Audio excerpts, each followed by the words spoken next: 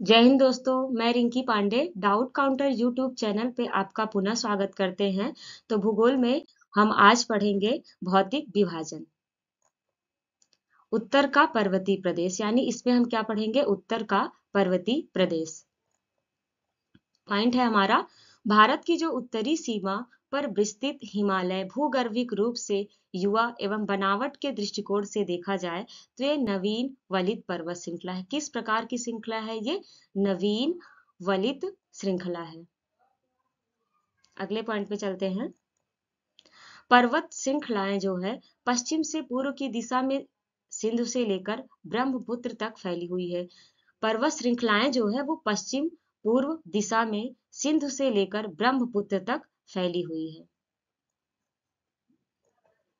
अगला पॉइंट है, हिमालय विश्व की सबसे ऊंची चोटी है। हिमालय जो है विश्व की सबसे ऊंची पर्वत श्रेणी है, तो ये याद रखिएगा, इंपॉर्टेंट है। अगले पॉइंट पे चलते हैं। हिमालय लगभग 2500 किलोमीटर की लंबाई और औसत चौड़ाई इसकी कितनी है? लगभग 240 किलोमीटर है और ये फैलकर अर्धवृत्त का निर्माण करता है। हिमालय लगभग 2500 किलोमीटर की लंबाई और 240 किलोमीटर की चौड़ाई में फैलकर एक अर्धवृत्त का निर्माण करता है। अगला पॉइंट है कि इसकी चौड़ाई कश्मीर में कितनी है? आइए देखते हैं। इसकी चौड़ाई कश्मीर में 400 किलोमीटर एवं अरुणाचल प्रदेश में देखा जाए तो ये 150 किलोमीटर है। अगला पॉइंट है, भारत के प्रमुख हिमालयी राज्य या केंद्र शासित प्रदेश।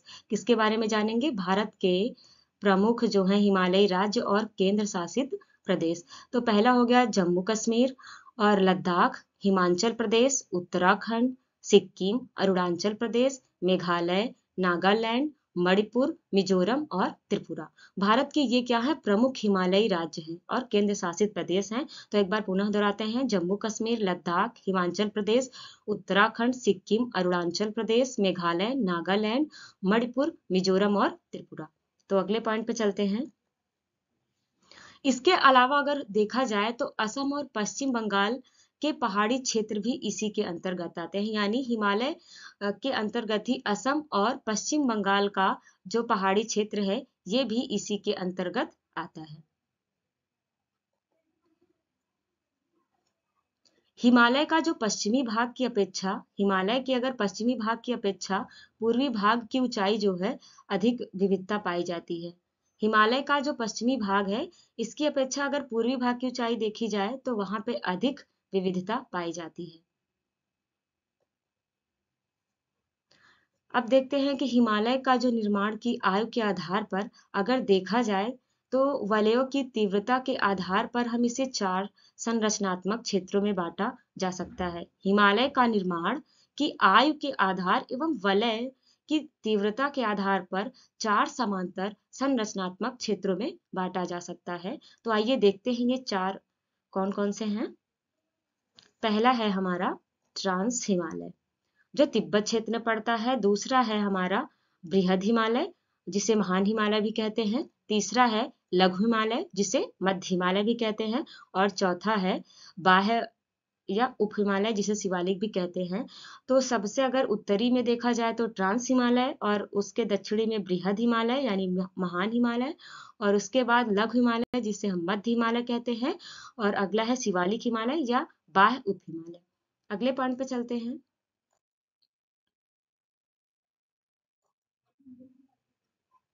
तो ये दिया गया है जास्कर श्रेणी, ये दिया है हमारा। इससे ऊपर क्या है हमारा?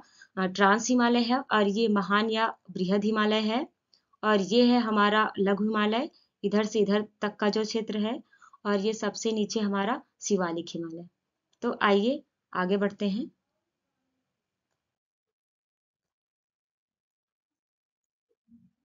हिमालय की जो अन्य श्रेणियों का उत्थान हुआ है वो टर्सरी काल के विभिन्न युगों में हुआ है, यानी टर्सरी काल के अलग अलग युगों में हिमालय की श्रेणियों का निर्माण हुआ है। देखते हैं कि जिसमें बृहद हिमालय या महान हिमालय हिमालय की दूसरी प्राचीन श्रेणी है। बृहद हिमालय हमारी कौन सी श्रेणी है? जिसे हम महान हिमालय भी कहते हैं, वो हिमालय की दूसरी और प्राचीन यानी पुरानी श्रेणी है, जिसका निर्माण जो है ओलिगोसिन युग में यानी 25 से 40 मिलियन वर्ष जो पूर्व हुआ है उसे ओलिगोसिन युग कहा जाता है। उसके पश्चात देखें तो लघु हिमालय श्रेणी का निर्माण किस काल में हुआ है, तो मायोसीन युग में हमारा लघु हिमालय श्रेणी का निर्माण हुआ है, यानी 14 मिलियन वर्ष पूर्व का जो काल था वो मायोसीन युग कहलाता था। तीसरा है हमारा शिवालिक, जो सबसे नवीनतम श्रेणी का निर्माण है। ये प्लायोसीन युग में हुआ है। किस युग में? प्लायोसीन युग में। तो प्लायोसीन युग जो है 5 से 1.7 मिलियन वर्ष जो पूर्व का युग था उसे हम प्लायोसीन युग कहते हैं। एक बार इसे फिर से देखते हैं। महान हिमालय का निर्माण जो हुआ है ओलिगोसिन युग में हुआ है, तो वो जो है 25 से 40 मिलियन वर्ष का पूर्व का वर्ष जो है ओलिगोसिन युग कहलाता है। दूसरा जो है लघु हिमालय श्रेणी, इसका निर्माण मायोसीन युग में हुआ है, यानी 14 मिलियन वर्ष पूर्व का जो काल है वो मायोसीन युग है। तीसरा है शिवालिक, जो सबसे नवीनतम श्रेणी का निर्माण हुआ है प्लायोसीन युग में हुआ है, तो ये जो है 5 से 1.7 मिलियन वर्ष पूर्व का युग जो है प्लायोसीन युग कहलाता है। अगले पॉइंट पे चलते हैं। हिमालय के उत्तरी भाग में स्थित श्रृंखला को हम क्या कहते हैं? महान या आंतरिक हिमालय या हिमाद्री कहा जाता है। हिमालय के उत्तरी भाग, किस भाग में है यह? उत्तरी भाग में स्थित श्रृंखला को महान या आंतरिक हिमालय या फिर क्या कहते हैं? हिमाद्री कहते हैं। तो अगले पॉइंट पे चलते हैं। यह सबसे अधिक सतत श्रृंखला है और जिसमें लगभग 6000 मीटर की औसत ऊंचाई वाले सर्वाधिक ऊंचे शिखर मिलते हैं। इसमें क्या होता है? यह सबसे सतत श्रृंखला है और जिनमें क्या है, लगभग 6000 मीटर की औसत ऊंचाई वाले सर्वाधिक शिखर जो हैं देखने को मिलते हैं। तो आगे चलते हैं।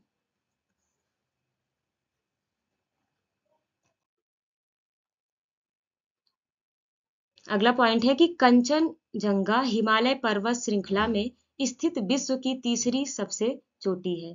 कंचनजंगा जो है हिमालय पर्वत श्रृंखला में स्थित जो है विश्व की तीसरी सबसे ऊंची चोटी है।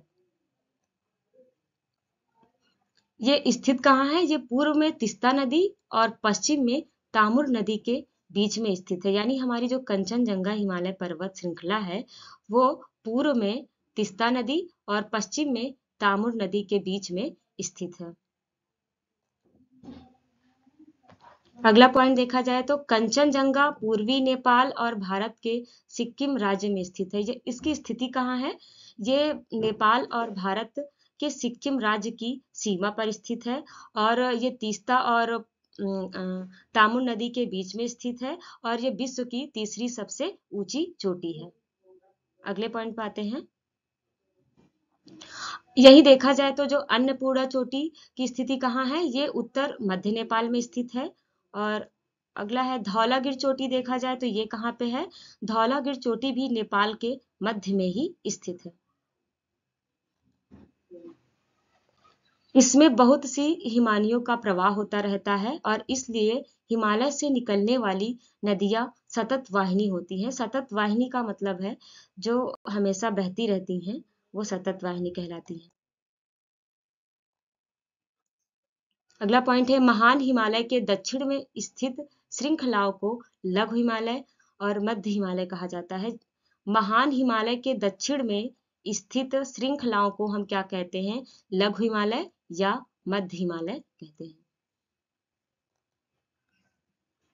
इनका निर्माण देखा जाए तो कैसे हुआ है? ये अत्यधिक संपीड़ित और तथा परिवर्तित शैलों से इनका निर्माण हुआ है।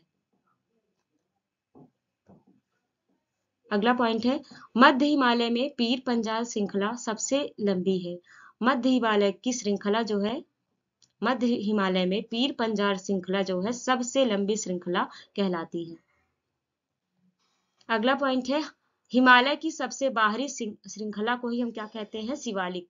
शिवालिक किसे कहते हैं? हिमालय की सबसे बाहरी श्रृंखला को ही हम हिमालय कहते हैं। ये श्रृंखलाएं उत्तर में स्थित मुख्य हिमालय की श्रृंखलाओं से नदियों द्वारा लाई गई असंपीड़ित अवसादों से बनी हुई है। किससे बनी हुई है? ये श्रृंखलाएं उत्तर में स्थित मुख्य हिमालय की श्रृंखलाओं से नदियों द्वारा लाई गई असंपीड़ित अवसाद से बनी हुई है। शिवालिक क्षेत्र के गिरिपद क्षेत्र में पश्चिम से सिंधु से पूर्व में तीस्ता के बीच फैले समतल मैदान को भावर कहते हैं। भावर किसे कहते हैं, एक बार फिर से देखते हैं। शिवालिक के गिरिपद क्षेत्र में पश्चिम से सिंधु से पूर्व में तीस्ता के बीच फैले समतल मैदान को ही क्या कहते हैं? भावर कहते हैं। यह सामान्यतः 8 से 16 किलोमीटर चौड़ी हिमालयी नदियों द्वारा अचानक ढाल भंग होने के कारण जो है शिवालिक अग्र क्षेत्र में की गई कंकड़ बजरी के जमाव से निर्मित मेखला है। यह किस प्रकार की मेखला है? कंकड़ और बजरी। तो कंकड़ का अगर छोटा टुकड़ा कर दिया जाए तो उसे हम क्या कहते हैं? बजरी कहते हैं। तो इनसे इनका क्या हुआ है? निर्माण हुआ है। कंकड़ बजरी की संरंध्रता इतनी अधिक होती है कि पूरे नदी इसमें क्या होती है? लुप्त हो जाती है और धरातल पर केवल सूखी घाटी ही दिखाई देती है। कंकड़ और बजरी की संरंध्रता इतनी अधिक होती है कि समूची नदी इसमें क्या होती है? लुप्त हो जाती है और धरातल पर केवल सूखी घाटी ही दिखाई देती है। तो अगला पॉइंट है भावर मैदान की चौड़ाई पूर्व में कम और पश्चिम भाग में अधिक पाई जाती है। यानी भावर मैदान की अगर चौड़ाई देखा जाए तो पूर्व में कम होती है और पश्चिम में अधिक होती है। भावर के दक्षिण में 15 से 30 किलोमीटर चौड़ा जो दलदली क्षेत्र फैला हुआ है उसे ही हम क्या कहते हैं? तराई। यानी भाबर के दक्षिण में 15 से 30 किलोमीटर चौड़ा दलदली क्षेत्र ही हमारा तराई कहलाता है।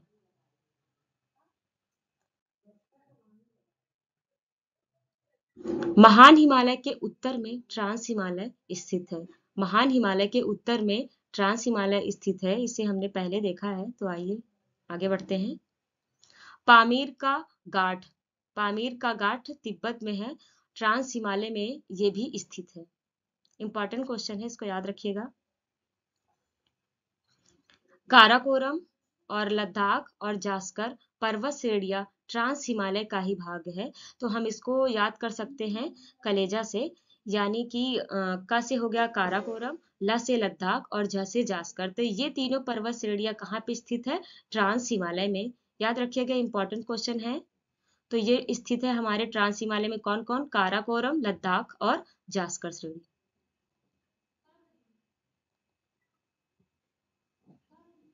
हिंदू धर्म का पवित्र कैलाश पर्वत जो है वो भी ट्रांस हिमालय के पर्वतमाला के पश्चिम हिस्से में स्थित है। कौन से हिस्से में स्थित है?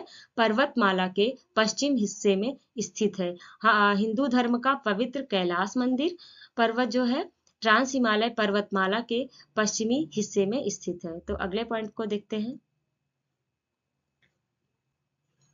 अगर हिमालय को पश्चिमी से पूर्व तक स्थिति के क्षेत्रों के आधार पर विभाजित किया गया है।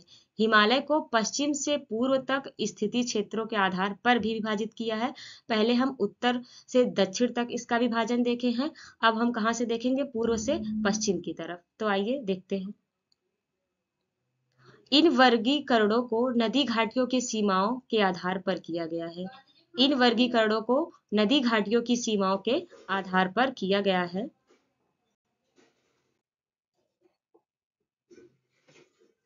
उदाहरण के लिए हम देख सकते हैं सतलज एवं सिंधु के बीच स्थित हिमालय का भाग को पंजाब हिमालय के नाम से जाना जाता है। सतलज एवं सिंधु के बीच स्थित जो हिमालय है उसे हम क्या कहते हैं? पंजाब हिमालय कहते हैं।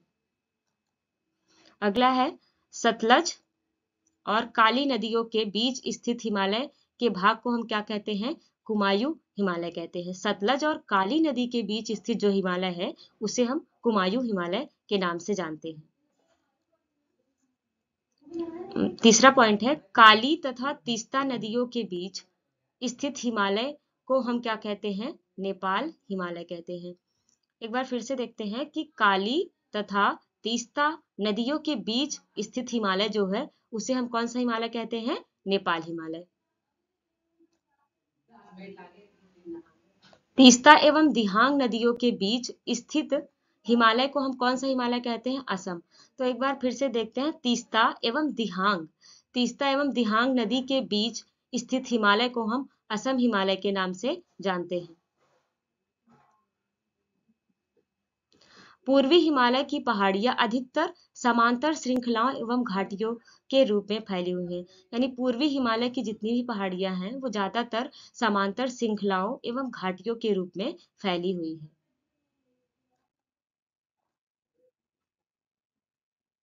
साथ ही हिमालय क्षेत्र से प्रवाहित होने वाली सिंधु नदी या गंगा नदी या उनकी सहायक नदियां जो हैं, अपर्दन और निक्षेपण के द्वारा जलोढ़ मैदान का निर्माण करती हैं। हिमालय क्षेत्र से प्रवाहित होने वाली सिंधु नदी हो, गंगा नदी एवं उनकी सहायक नदी हो, अपर्दन एवं निक्षेपण के द्वारा ये जलोढ़ मैदान का निर्माण करती है। अगले टॉपिक पे आए हैं हम, दक्षिण एवं मध्य भारत की पर्वत श्रेणियां एवं पहाड़ियां। दक्षिण एवं मध्य भारत की पर्वत श्रेणियां एवं क्या है? पहाड़ियां। तो आइए देखते हैं। भारत के बृहद क्षेत्रफल में प्रायद्वीपीय पठार एक मेज की आकृति वाला स्थल है जो पुराने क्रिस्टलीय, आग्नेय तथा रूपांतरित शैलों से बना हुआ है। भारत के बृहद क्षेत्रफल मतलब ज्यादा क्षेत्रफल पर प्रायद्वीपीय पठार का एक मेज की आकृति वाला एक स्थल है जो पुराने किससे बना हुआ है? क्रिस्टलीय, आग्नेय तथा रूपांतरित शैलों से इसका निर्माण हुआ है। तो पठार किसे कहते हैं? जमीन से उभरा हुआ भाग जो ऊपर से समतल होता है उसे हम क्या कहते हैं? पठार कहते हैं। प्रायद्वीपीय भाग गोंडवाना भूमि के अपक्षय एवं अपवाह के कारण बना एक प्राचीनतम भूभाग है। प्रायद्वीपीय भाग जो है गोंडवाना भूमि के अपक्षय एवं अपवाह के कारण बना एक प्राचीनतम भूभाग है। इस पठारी भाग में चौड़ी, छिछली घाटियां एवं गोलाकार पहाड़ियां पाई जाती हैं और इस पठार के दो मुख्य भाग है। पहला क्या है? मध्य उच्च भूमि और तथा दूसरा क्या है? दक्कन का पठार। इस पठारी भाग में चौड़ी तथा छिछली घाटियां एवं गोलाकार पहाड़ियां हैं और इस पठार के दो मुख्य भाग हैं। पहला कौन सा है? मध्य उच्च भूमि और दूसरा क्या है? दक्कन का पठार। अगला पॉइंट है, नर्मदा नदी के उत्तर में प्रायद्वीपीय पठार का वह भाग किसके? नर्मदा नदी के उत्तर में प्रायद्वीपीय पठार का वह भाग जो मालवा पठार के अधिकतर भागों में फैला हुआ है उसे हम क्या? उच्च भूमि के नाम से जानते हैं। नर्मदा नदी के उत्तर में प्रायद्वीपीय पठार का वह भाग जो कि मालवा पठार के अधिकतर भागों में फैला हुआ है उसे हम मध्य उच्च भूमि के नाम से जानते हैं।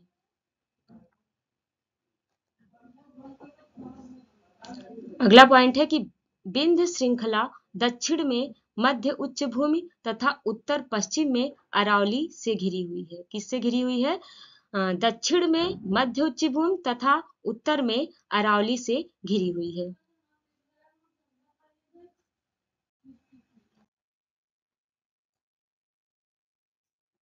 अरावली श्रेणी गुजरात के पालनपुर से लेकर राजस्थान एवं हरियाणा से होकर दिल्ली तथा लगभग 800 किलोमीटर की लंबाई में फैली हुई है। कितने किलोमीटर की? 800 किलोमीटर की लंबाई में फैली हुई है।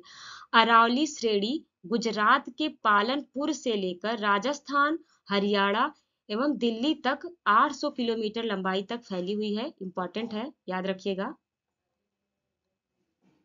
क्योंकि इनका निर्माण अन्य प्रकार के पर्वतों पर अत्यधिक अपर्दन होने से होता है, अतः इन्हें घर्षित पर्वत या अवशिष्ट पर्वत भी कहा जाता है। इनका निर्माण पर्वतों पर अत्यधिक अपर्दन और घर्षित पर्वत या अपर्दन होने से होता है और इन्हें क्या कहते हैं? घर्षित पर्वत या अवशिष्ट पर्वत भी कहा जाता है। उदाहरण के लिए अगर देखा जाए तो विंध्याचल, अरावली और सतपुड़ा आदि हैं।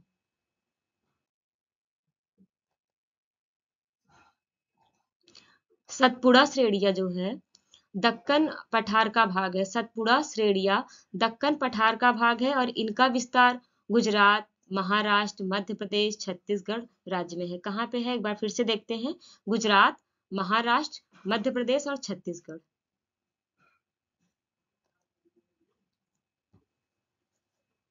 इन श्रेणियों के उत्तर भाग पर नर्मदा नदी एवं दक्षिणी भाग पर ताप्ती नदी बहती है। इन श्रेणियों के उत्तरी भाग पर नर्मदा नदी तथा दक्षिणी भाग पर ताप्ती नदी बहती है। सतपुड़ा श्रेणियां इन दोनों नदियों के मध्य में बहती है। तो नेक्स्ट पॉइंट पे चलते हैं। धूपगढ़ चोटी जो है ये सतपुड़ा श्रेणी की सबसे ऊंची चोटी है। यह मध्य प्रदेश के पंचमढ़ी में स्थित है। धूपगढ़ चोटी जो है सतपुड़ा श्रेणी की सबसे ऊंची चोटी है और यह पंचमढ़ी में स्थित है। पश्चिमी घाट को हम किस नाम से जानते हैं? सह्याद्री के नाम से भी जानते हैं। पश्चिमी घाट को किस नाम से जानते हैं हम? सह्याद्री के नाम से जानते हैं। पश्चिमी घाट की अगर औसत ऊंचाई देखी जाए तो वो कितना है? 1200 मीटर। पश्चिमी घाट की औसत ऊंचाई कितनी है? 1200 मीटर है। और पश्चिमी घाट की जो सबसे ऊंची चोटी केरल में स्थित, जिसे अनाईमुडी चोटी कहते हैं, जिसकी ऊंचाई कितनी है? 2695 मीटर। पश्चिमी भाग की सबसे ऊंची चोटी कहाँ पे स्थित है? केरल में। और उसका नाम क्या है? अनाईमुडी चोटी। और जिसकी ऊंचाई कितनी है? 2695 मीटर। पश्चिमी घाट का दक्षिणी क्षेत्र उत्तरी क्षेत्र की अपेक्षा अधिक ऊंचा है। पश्चिमी घाट का जो दक्षिणी क्षेत्र है वो उत्तरी क्षेत्र की अपेक्षा अधिक ऊंचा है। देखते हैं ये नल्ला मलाई पहाड़ियां कहाँ पे स्थित है? आंध्र प्रदेश एवं तेलंगाना के बीच में स्थित है। नल्ला मलाई पहाड़ियां जो है वो आंध्र प्रदेश एवं तेलंगाना के मध्य जो है स्थित है। धूपगढ़ चोटी सतपुड़ा की सबसे ऊंची चोटी है। धूपगढ़ चोटी जो है सतपुड़ा श्रेणी की सबसे ऊंची चोटी है। यह पंचमढ़ी में स्थित है। इसे हमने देख लिया है। इसे भी हमने देख लिया है। तो आगे बढ़ते हैं।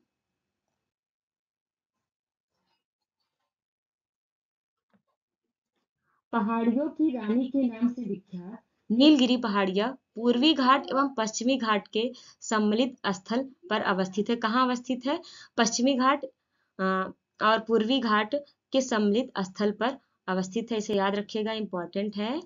पहाड़ियों की रानी के नाम से विख्यात है हमारी नीलगिरी पहाड़ियां, जो पूर्वी घाट एवं पश्चिमी घाट के सम्मिलित स्थल पर अवस्थित है।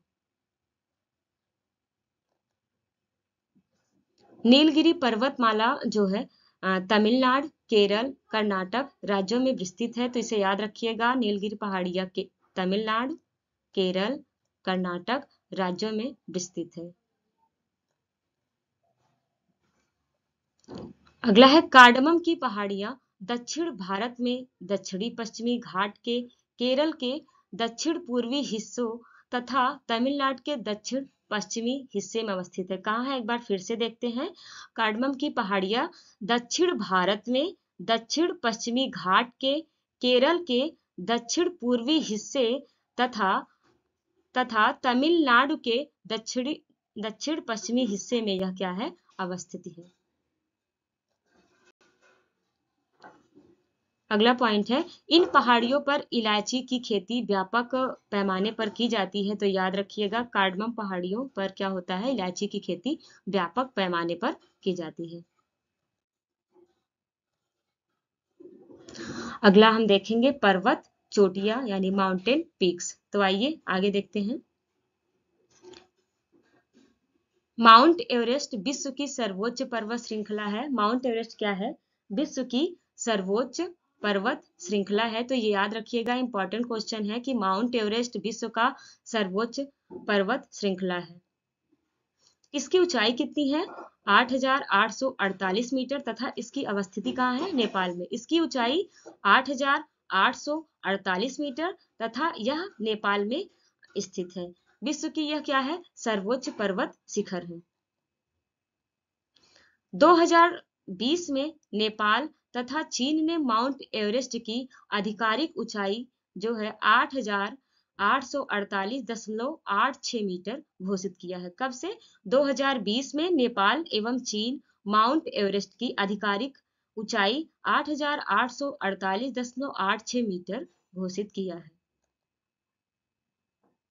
भारत की सर्वोच्च पर्वत शिखर माउंट गाडविन आस्टिन या केटू है। क्या है? माउंट गाडविन आस्टिन या केटू के नाम से जाना जाता है। ये भारत की सर्वोच्च पर्वत शिखर है। माउंट एवरेस्ट विश्व का सर्वोच्च पर्वत शिखर है और भारत का सर्वोच्च पर्वत शिखर कौन सा है? माउंट गाडविन आस्टिन या केटू। यह पर्वत शिखर काराकोरम श्रेणी में स्थित है। कहाँ पे स्थित है? ये याद रखिएगा, काराकोरम श्रेणी में स्थित है और समुद्र तल से इसकी ऊंचाई कितनी है? 8,611 मीटर यानी 8611 मीटर इसकी ऊंचाई है। केटू पाक अधिकृत भारतीय भूभाग में स्थित है। कहाँ पे स्थित है? ये पाक अधिकृत भारतीय भूभाग में स्थित है, जिसे हम पीओके भी कहते हैं।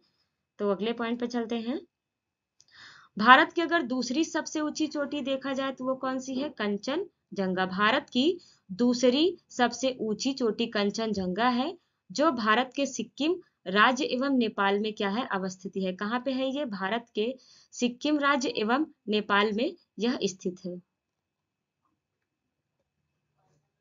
अगले पॉइंट पे देखते हैं। कंचनजंगा की ऊंचाई कितनी है? याद रखिएगा, कंचनजंगा की ऊंचाई जो है 8,598 मीटर इसकी ऊंचाई है। इंपॉर्टेंट है, कंचनजंगा की ऊंचाई जो है हर एग्जाम में पूछा जाता है। तो 8,598 मीटर इसकी ऊंचाई है और ये भारत की दूसरी सबसे ऊंची चोटी है।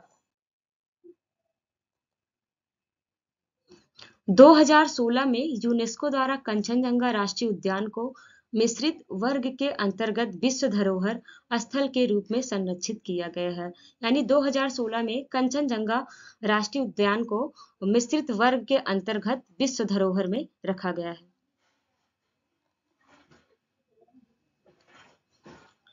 अरावली की सर्वोच्च चोटी गुरु शिखर है। क्या है? अरावली की सर्वोच्च चोटी गुरु शिखर है, जो राजस्थान में स्थित है और इसकी ऊंचाई कितनी है? 1,722 मीटर गुरु शिखर की ऊंचाई है, जो अरावली की सर्वोच्च चोटी है। और राजस्थान के किस जिले में स्थित है? सिरोही जिले में स्थित है।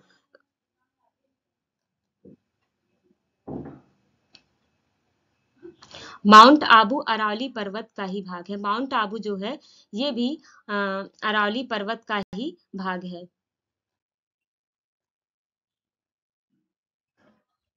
आइए देखते हैं भारत की प्रमुख चोटियां। तो हमने पढ़ा है राजस्थान में गुरु शिखर, जो यहाँ की क्या है? सर्वोच्च चोटी है। और इधर हमने देखा है दोदा बेटा, ये नीलगिर की जो है सर्वोच्च चोटी है। और अनाईमुडी जो कि ये केरल में अवस्थित है, तो उसकी ये सबसे ऊंची चोटी है और दक्षिण भारत की सर्वोच्च चोटी है। और इधर हमने देखा है कंचनजंगा। कंचनजंगा जो है भारत की दूसरी सबसे ऊंची चोटी है और सिक्किम की सर्वोच्च चोटी है। नंदा देवी, नंदा देवी जो कि उत्तराखंड में स्थित है और ये उत्तराखंड की सर्वोच्च चोटी है। तो इस मैप को आपसे आप पुनः देख लीजिएगा। तो आइए आगे बढ़ते हैं। घाटियां, वैलीज। सबसे पहले देख लेते हैं कि घाटियां किन्हें कहते हैं। दो पहाड़ों के बीच का वह स्थान जो क्या होता है? मैदानी भाग होता है, उसे हम क्या कहते हैं? घाटियां। दो पहाड़ों के बीच का जो मैदानी भाग होता है, हम उसे ही क्या कहते हैं? घाटियां कहते हैं। हिमालय समांतर श्रेणियों से निर्मित है। किससे निर्मित है? यह समांतर श्रेणियों से निर्मित है। इन्हें कश्मीर घाटी, दून घाटी, कांगड़ा एवं कुल्लू घाटियां जो हिमाचल प्रदेश में है, भागीरथी घाटियां जो गंगोत्री के समीप है एवं मंदाकिनी घाटी जो केदारनाथ के समीप है, आदि अनेक घाटियों द्वारा प्रतिच्छेदित किया जाता है। एक बार फिर से देखते हैं। कश्मीर घाटी, दून घाटी, कांगड़ा एवं कुल्लू घाटियां हिमाचल प्रदेश में है, भागीरथी घाटी गंगोत्री के समीप है, मंदाकिनी घाटी केदारनाथ के समीप है, आदि अनेक घाटियों द्वारा प्रतिच्छेदित किया जाता है। कुल्लू घाटी जो है ये कहाँ पे स्थित है? कुल्लू घाटी ये हिमाचल प्रदेश में धौलाधार और पीर पंजाल श्रेणियों के मध्य में अवस्थित है। तो याद रखिएगा, इंपॉर्टेंट है ये। कुल्लू घाटी हिमाचल प्रदेश में धौलाधार और पीर पंजाल धौलाधार और पीर पंजाल श्रेणियों के मध्य में इसकी अवस्थिति है। अगला है नेलांग घाटी। कौन सी घाटी? नेलांग घाटी, जो भारत के उत्तराखंड में कहाँ पे स्थित है? उत्तराखंड राज्य के उत्तरकाशी जिला में स्थित गंगोत्री नेशनल पार्क में स्थित है। तो याद रखिएगा, इंपॉर्टेंट है। अगला है मरखा घाटी। ये लद्दाख केंद्र शासित प्रदेश की प्रसिद्ध घाटी है। मरखा घाटी कहाँ की प्रसिद्ध घाटी है? लद्दाख केंद्र शासित प्रदेश है जो, वहां की जो है महत्वपूर्ण घाटी है। अगला है सांगला घाटी। सांगला घाटी यह कहाँ पे स्थित है? किन्नौर में। हिमाचल प्रदेश के किन्नौर जिले में स्थित है हमारा कौन सी घाटी? सांगला घाटी किन्नौर में स्थित है, हिमाचल प्रदेश में। यह चारों ओर से पर्वतीय चोटियों और बसपा नदी से घिरी हुई है। किससे घटी हुई है? चारों ओर से पर्वतीय चोटियों और बसपा नदी से घिरी हुई है। ये बहुत इंपॉर्टेंट है, तो इसको याद रखिए। इसे शांत घाटी, मौन घाटी या साइलेंट वैली के नाम से जाना जाता है, जो केरल के पलक्कड़ जिले में स्थित है। तो याद रखिएगा, शांत वैली, मौन घाटी या साइलेंट वैली, ये केरल में स्थित है। यह पश्चिमी घाट की नीलगिरी पहाड़ियों में स्थित है। शांत घाटी कहाँ पे स्थित है? पश्चिमी घाट के नीलगिर पहाड़ियों पर स्थित है। तो याद रखिएगा, इंपॉर्टेंट है। यह पश्चिमी घाट की नीलगिर पहाड़ियों में स्थित है शांत घाटी हमारी। अब हम आगे देखेंगे इंपॉर्टेंट क्वेश्चन। तो आइए स्टार्ट करते हैं। कुमायूं हिमालय निम्नलिखित में से किन नदियों के बीच स्थित है?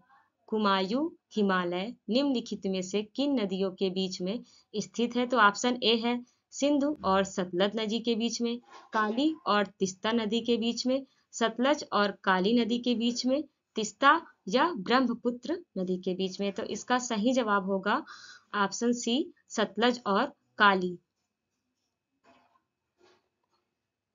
अगले क्वेश्चन पे चलते हैं। हिमालय का पर्वत प्रदेश, हिमालय का पर्वतीय प्रदेश, ट्रांस हिमालय, शिवालिक, बृहत हिमालय या अरावली। हिमालय का जो है पर्वतीय प्रदेश ट्रांस हिमालय में है या शिवालिक में है या बृहत हिमालय में है या अरावली में? तो ये तो है हमारा बृहत हिमालय में स्थित। ऑप्शन बी लिखा है इसमें, लेकिन ये बृहत हिमालय में ही होगा। क्वेश्चन को एक बार फिर से रिपीट करते हैं। ये हिमालय का पर्वतीय प्रदेश कहाँ स्थित है? तो ये शिवालिक ही होगा।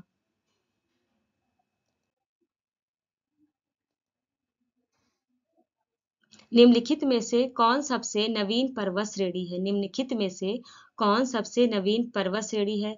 विंध्य है, अरावली है या शिवालिक है या अन्नामलाई? तो इसका ऑप्शन सी सही है, शिवालिक।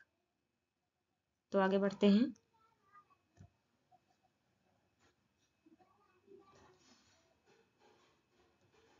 लघु हिमालय स्थित है। लघु हिमालय कहाँ पे स्थित है? ट्रांस हिमालय और महान हिमालय के बीच में या शिवालिक और महान हिमालय के बीच में, ट्रांस हिमालय या शिवालिक हिमालय के बीच में, शिवालिक हिमालय या बाह्य हिमालय के बीच में? तो यह शिवालिक हिमालय और महान हिमालय के बीच में है। ऑप्शन सी बी इसका सही जवाब है।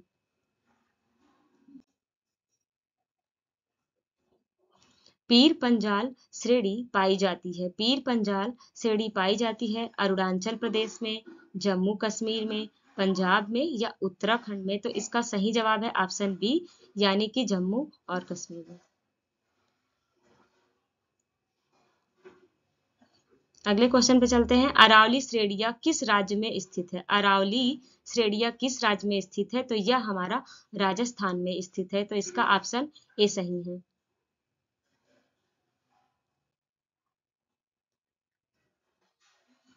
भारत की सर्वोच्च पर्वत चोटी कौन सी है? भारत की सर्वोच्च पर्वत चोटी कौन सी है? तो ऑप्शन ए है केटू गाडविन ऑस्टिन या कंचनजंगा या नंदा देवी या एवरेस्ट? तो भारत की सर्वोच्च पर्वत चोटी हमारी K2 है, जो ऑप्शन ए में है, तो ऑप्शन ए हमारा सही जवाब होगा।